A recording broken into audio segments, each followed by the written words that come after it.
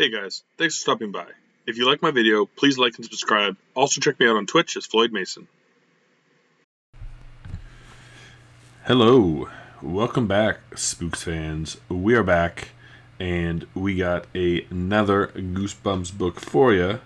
Book 10, The Ghost Next Door. Was pretty excited to read this one. This is the first one in the series that I actually didn't remember what happened. Some of them I kind of remember parts and bits and not all of it, but this one I basically didn't remember the story at all. So it was cool. It was the first kind of like newer Goosebumps book I've read in a while. But yeah, we got the original cover here, which is pretty cool. We got the remake one as well. Again, these two are always basically similar, other than the kind of all-encompassing one on this side. I quite like, we'll get to it at the end, but I like this one. I think the color scheme is good with the green. I think it carries over okay here. Again, I'm not as big as the carry-on ones for the most part. Usually I like this cutoff one. I think they look a lot better. But then I also have the newer one. So this is definitely one where I prefer the old one for sure. I don't mind this one. It's okay. They got the knocker, you got the ghost hand. But yeah, I kind of like the feet on the other one. I think it's just a little creepier.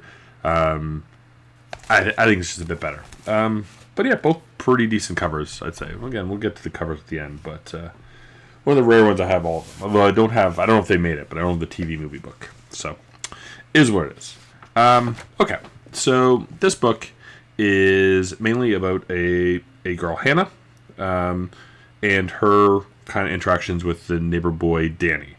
So the book starts with Hannah kind of being in a burning room, and she's just kind of engulfed in flames and all of that, and poof, dream. She wakes up, it's a dream.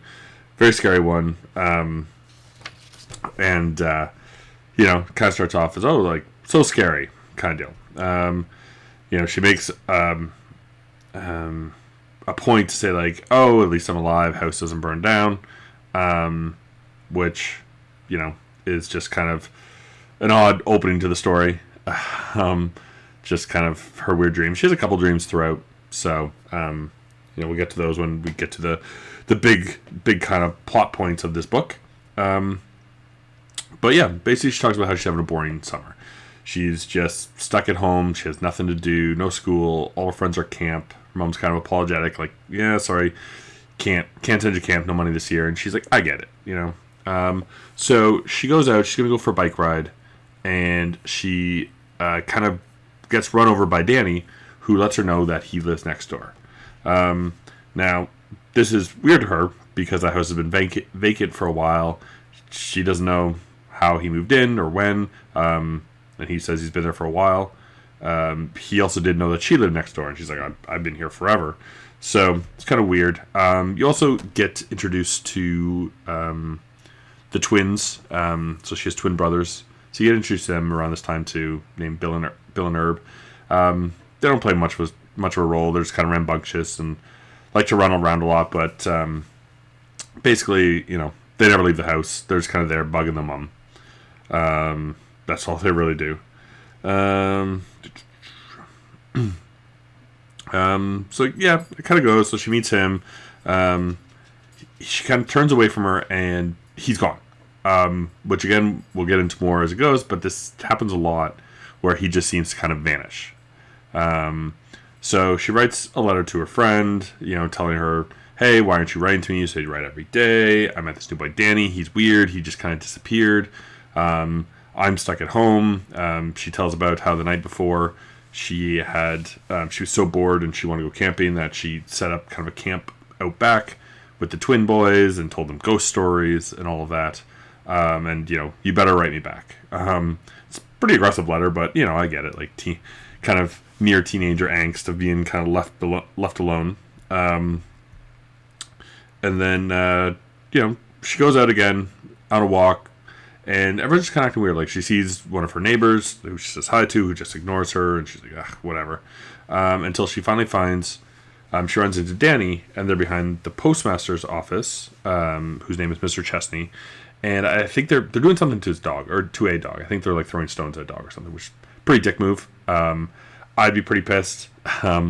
It's the thing as well where, he's yelling at them, and she kind of goes into this thing of like, oh, no one likes him, and he's such a awful person, and how dare he yell at kids. And she tells a story about how her and her friends had gone to like spray paint his house before because he was so mean, but you have to be careful because he hangs around with a shotgun, knowing kids don't like him.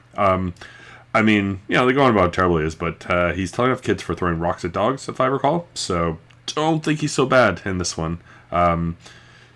We don't find out their names till later, but Danny's hanging with two boys named Alan and Fred. And honestly, Alan and Fred suck.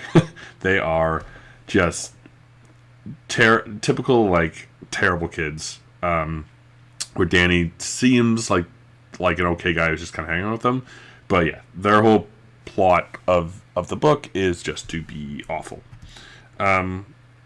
So she's kind of walking home, and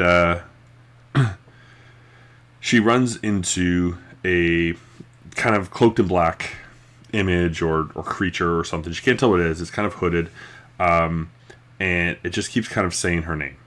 And I can't remember if it's now, but it basically tells her to stay away from Danny. So she runs away from it. She's scared. She doesn't know what it is. And she finally kind of gets away, and it just ends up vanishing. So next day she goes back. She's talking to Danny, tells him that she saw what happened to the postmaster, and just trying to be like friends with him, kind of be like, oh yeah, like Mr. Chesney, like everyone hates him, like he's the worst kind of deal. I don't think at this point she kind of calls out how crappy his friends are. I think it's a bit later.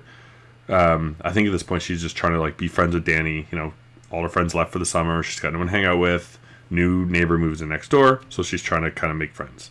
When they're talking to, they realize that they're at the same school, same grade. But she's like, oh, how are we in the same grade? I've never seen you. I've never seen those two boys before. And he's like, who are your friends? And he doesn't know any of them either.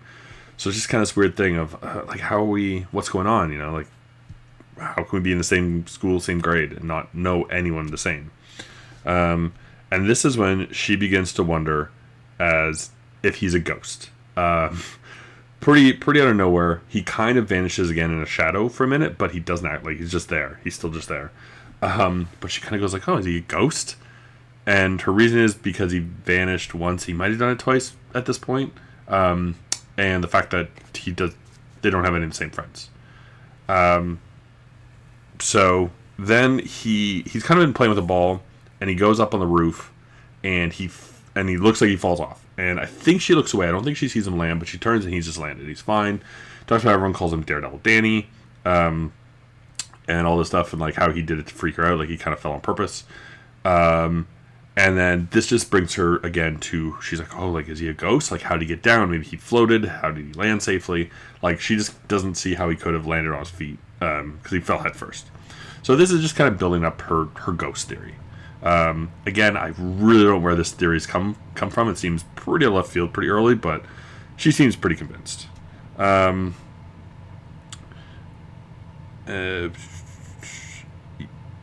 so she decides she's going to spy on him. She goes over again later to his house and peeks into the window, and he's just staring at her.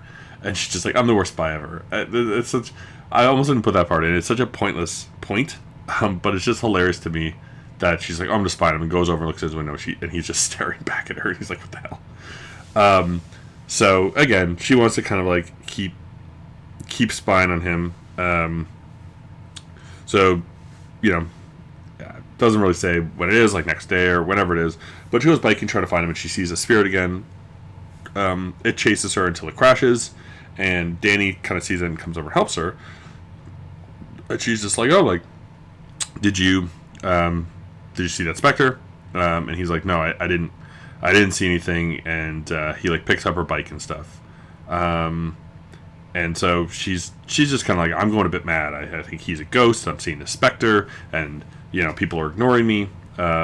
Which, I mean, I'm sure the more astute viewers will kind of figure out what's going on. But we're getting there. So she gets no mail from her friend again. So she writes her another letter, and she's kind of talking about how she thinks Danny is cute. I think she tells him that she thinks he's a ghost. And like, she's pretty like, like, I will hurt you if you do not write me back. It's a pretty violent letter. It's pretty funny. It's one of the better parts. One of the funnier parts in the story, I think, are the letters to a friend, because they're pretty aggressive. Of like, you said you'd write me. You better write me. Which is pretty funny. So she continues to kind of try and spy on him. So she goes next door again and sees his mom. And she's like, oh, maybe I'll talk to his mom. Like, maybe I'll figure out something out about him. And so she's banging on the door, and the mom doesn't respond, doesn't react to her. And so this gives more credence to her that, like, oh, they're ghosts. She doesn't recognize that I'm here because she's a ghost. And she's in the house. Danny can come out, but she's in the house. So she's now really convinced that Danny's a ghost. So she finally goes over, and she tells her family what she thinks. And, of course, they don't believe her, because they don't even know this guy. Like, the dad's pretty obsessed with his work. Again, none of the other characters seem to leave the house. So there's like, I didn't even know there was people there, but why would they be ghosts? That doesn't make any sense, Hannah. So, she feels like she needs more proof. So she kind of spies on the boys again, and she catches them stealing ice cream from a store. So, again, just Alan and Fred, awful. She follows them, and they kind of run off to near Chesney's place. The postmaster from earlier. And again, they're just kind of like picking on each other and, being like, oh, Danny, you were so scared. And, Danny be like, oh, no, I'm tough, I'm brave. And so they're kind of like, oh, here's Mr. Chesney's house. If you're so brave, you should mess with his mailbox. So they have this thing going on for a bit of them trying to egg Danny into doing it, and him like not wanting to and kind of trying to get out of it. And they finally kind of go near it, and they break part of it off. And as they're pushing out, Chesney comes out with a shotgun, and so they book it. They run off. Again, they talk about how awful Chesney is, but they're literally just damaging his property. So, yeah, pretty clearly, again, the kids are pretty crap. Alan and Fred are clearly, they don't care at all, and Danny's kind of sucked in with them to do whatever. And so, again, they go on a bit about how they should go back. Mr. Chesney did grab Danny's arm, so like, oh, we should really teach him a lesson, like, how dare he touch you, he must have hurt you when he pulled you, and, Danny's trying to act cool, but he's pretty upset. And then when they're leaving, Hannah comes up, talks to him, and tells him that she saw everything, and that those guys aren't good, she should stay away, and then asks about his mom, and big plot twist, she's deaf. So the reason she didn't hear her is that the mom is deaf, that's why she didn't hear the knocking. Again, this plot point's kind of whatever, because it doesn't in any way dissuade Hannah that she was wrong. She still believes he's a ghost, just with a deaf mom. So, kind of a little filler there, but, it gives, definitely at least, we'll have to see how it goes further on, but Arlstein really likes to use kind of like almost a got you at the end of every chapter to make you keep reading the same one, which works, Especially as a kid, I remember wanting to continue reading because they were short chapters. I'm like, oh, I want to see what happens in the next one because, like, oh, like, why is the mom ignoring him? What is going on? And so basically she goes home and she sees the figure again. It's coming in the door. She tells her family. They're kind of like, should we call the police? Like, is somebody following you? So at least they're taking it seriously. Again, they don't believe the ghost thing, but when, it's a figure and you don't know what it is, it could be somebody. And they go up and he does a little, like, scare again. Where, oh, it's in their room, but then it's just, the next chapter starts like, it's a pile of clothes on the chair. That's all it is. So the next day, she finally can't have enough, and she straight up just asks Danny if he's a ghost. She's like, are you a ghost? And he's kind of vague about it. Like, first he's like, yeah. And then she's like, really? And he's like, wait, what did you say? And it, like, he didn't hear, and she's like, never mind. And then it just kind of gets swept under the rug. So it's kind of funny. It is a scene that you could see with kids doing where, like, one of them asks a dumb question and the other one's not really listening, and then the first one gets embarrassed and just kind of, never mind what I said. So I find that a funny little moment. And then he falls over and she tries to pick him up, and their hands go right through each other. And that's when they realize, he is a ghost. But what happens is he then freaks out, and she has the immediate realization that she is the ghost. So that's the big plot twist in this book, is that the ghost next door is her. So before we go through the rest of the story, I kind of want to get at this point so we can kind of talk about some points. So, well, I guess we should talk about the next part, because next she hears her neighbor talking about a fire that happened. So she was killed in a fire along with her family, and basically what happened was the story that she was telling her friend, friend's name is Janie or something like that, in one of her letters, that she had to camp out with the boys and told them scary stories. She didn't put out the fire, and it was right next to the house. The house burned down and killed all 5 of them. So, kind of a darker story. Like, again, like, you know, there's been some violence in the other ones, and scary things, and, like, people definitely being dead. Like, you know, obviously zombies and Welcome to Dead House, and everyone's dead in that one, and they kind of kill the zombies. But it's pretty violent that this girl kind of killed her whole family accidentally. It also turns out that, so the dream that she had at the start of the book, she realizes that actually happened. That was true. That's kind of her last memory. And it's kind of the reason, too, she can seem to leave the house, but the rest of her family never does. And when she goes into the house now, they're all gone. And, like, all the furniture's gone, everything's gone. It's just kind of been this almost, like, lingering memory she's had of them in the house, that now that she realizes she's a ghost, that, you know, it's there. Now, you know, you kind of think back, and, you know, the neighbor kind of ignored her, and, like, she's not being seen by anyone except Danny. Like, none of the other people seem to notice her. And I think it works well in the point, too, because it kind of shows that she's trying to spy on him and look in the window, and he sees her, that she's a terrible spy. So, to me, I kind of liked, like, I don't know if he meant to do this or not, but it was just kind of to me, to kind of show that, like, oh, all the other times she was spying, like, she's bad at it, and somebody should have seen her. You know, she's at all these events, she's close enough to see what's happening and hear what's going on, but nobody acknowledges her, nobody says anything. So, you know, and we'll get to it in my rating a bit, but one of the biggest problems is I don't remember reading this for the first time, what happened, but I would say by chapter 3, I was very aware that Hannah was the ghost. I think he does a good job, again, kind of putting in some of the foreshadowing and whatnot, but it was as soon as the neighbor didn't respond to her, I was like, oh, she's a ghost. And it's almost that thing of, I don't know how else you do it.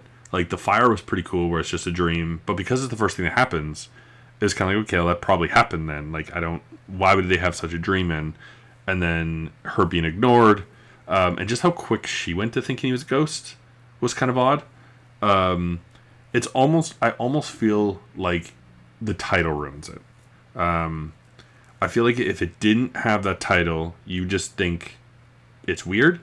But yeah, unfortunately, like, the twist is a bit quick. I mean, you know, there's more book to go on, but I think one thing that kills this book, and again, right, like, it's a kid's book, so maybe as a kid I didn't see it coming at all, but reading it this time, it was like, oh yeah, this is what's happening. What's going on? So basically that's what's happening. She's the ghost. She accidentally burned down a house.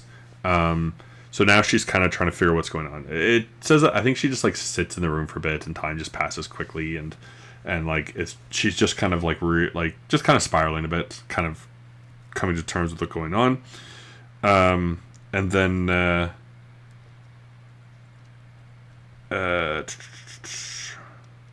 so basically then she gets she tries to see Danny again. She sees him leaving, and he's scared of her now.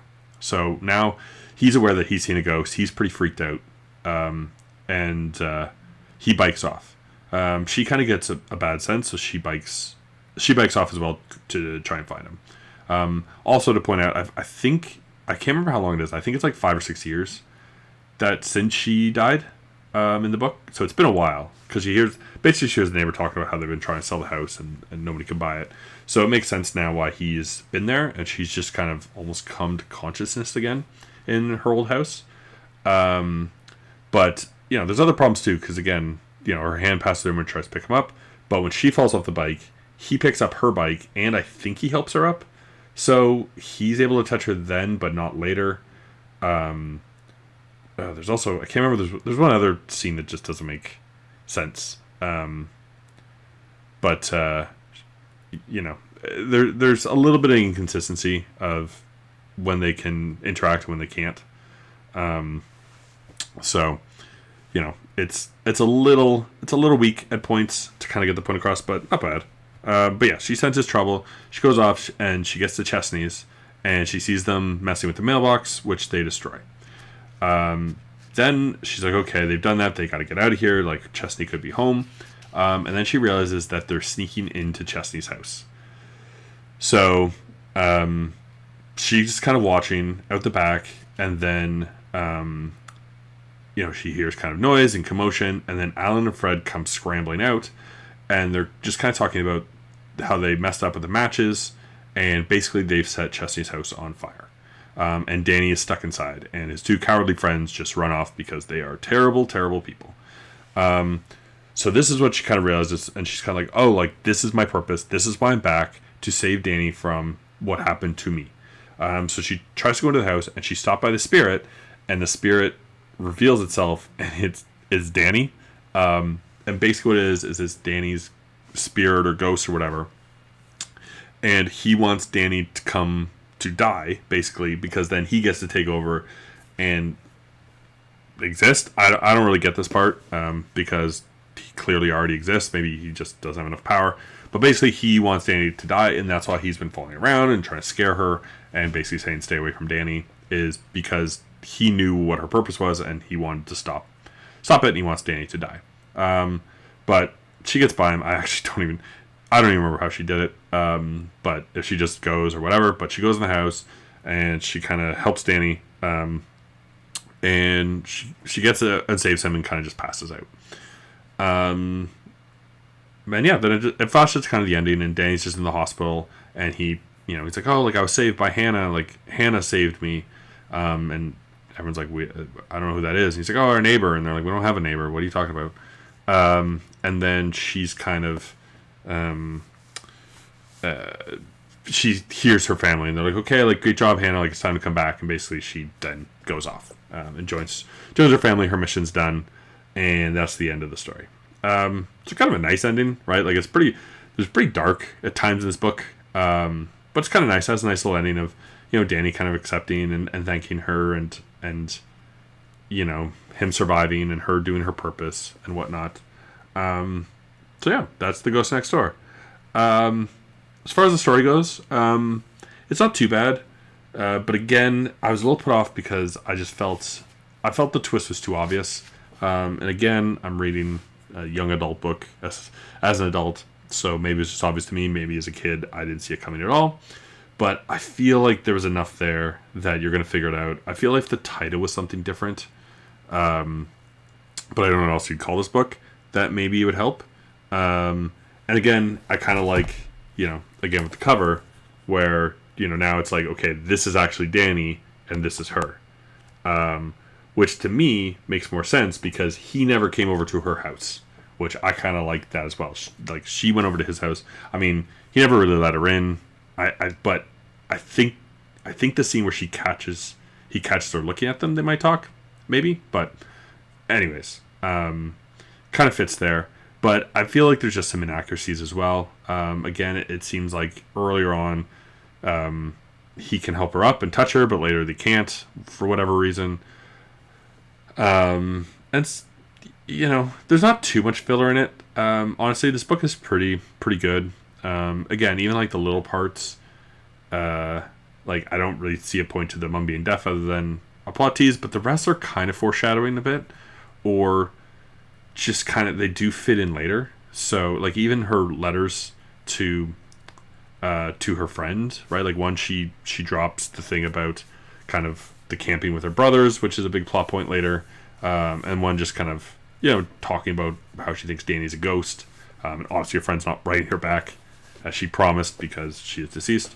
But the whole Spectre part, I don't really care for. I feel like it's kind of doesn't really make any sense. How it is Danny, like how can your spirit be there if you're not dead yet? Kind of weird. But and the ending's nice, right? Like her saving him and him kind of being in the hospital and thanking her and her leaving, it is a good ending. So overall, I'm gonna give this book a B. Yeah, it's pretty decent. Not one of my highlight ones currently, but again, it was really fun to read a book I didn't really know what was going to happen. Again, even though I figured out kind of what the plot twist was earlier, I didn't I didn't know how it ended and all of that, and kind of how the reveal went. So it was cool. It was good to read. I mean, I have a couple coming up. The next one's obviously one of the biggest one, The Haunted Mask, which I know well. But I'm going to start getting to ones I don't remember. I think I kind of remember the next three, and then it starts to get a little hazy. And then there's like one-offs that, like One Day at Horrorland, which are a lot. So I don't know. It's that thing that maybe, you read more of the lower numbers than you think. Because I definitely feel like I probably read at least like 40 to 50 of them as a kid. But I have a terrible memory and forget things a lot. So it happens. Onto the cover. So again, pretty cool. I like this greenish for whatever reason, and I like this one the best out of the three. We got the typical. If you ever notice, the kids always wear Converse. Apparently, the artist Jacobus always liked Converse, so he always drew them on the kids. But I think this cover is an A. I like it. I like the perspective. I kind of like, how you can see through the ghost. It's kind of creepy. It's just a pretty good cover. The color scheme works well. And yeah, I quite like it. Again, one of those ones I don't know what it would take to do to an S, but it just feels like it's missing a little something. Again, it almost is revealing too much. Because when you looked at that off the start, you're pretty positive one of the kids is a ghost. So maybe that's it. I don't know exactly what it is that keeps it from an S for me, but that's it. So book B, cover A, pretty good read. That's gonna do it for this one. Hopefully if you've got this far, let me know your thoughts on the book, or any books, or what you want to see. Again, I just like talking about how I feel about them and plot twists. I actually have to start reading because I haven't read anymore at this point. But again, they're pretty quick. I could sit down and get out 2 in a day if I really wanted to. But that's going to do it for this one, and we will. Thanks for watching. Please click to check out my other videos, like and subscribe, and come by Twitch under Floyd Mason to join my live streams.